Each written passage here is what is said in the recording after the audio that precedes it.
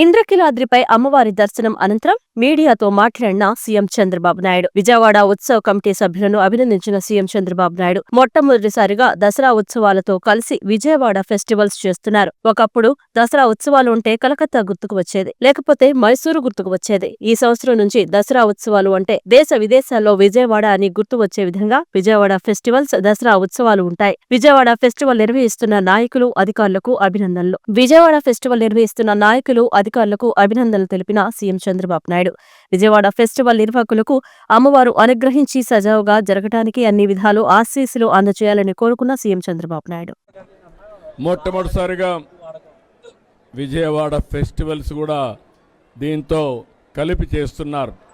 ఒకప్పుడు దసరా ఉత్సవాలంటే కలకత్తా గుర్తొచ్చేది, లేకపోతే మైసూరు గుర్తొచ్చేది.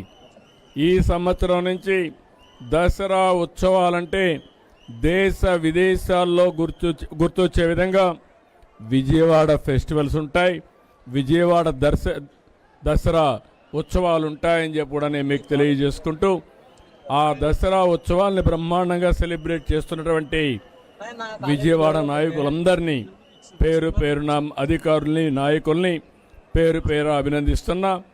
వాళ్ళందరికీ కూడా దుర్గమ్మ తల్లి సహకరించి సుజావుగా జరపడానికి అన్ని విధాల ఆశీర్వదించవలసిందిగా కోరుకుంటూ అందరికీ నమస్కారాలు.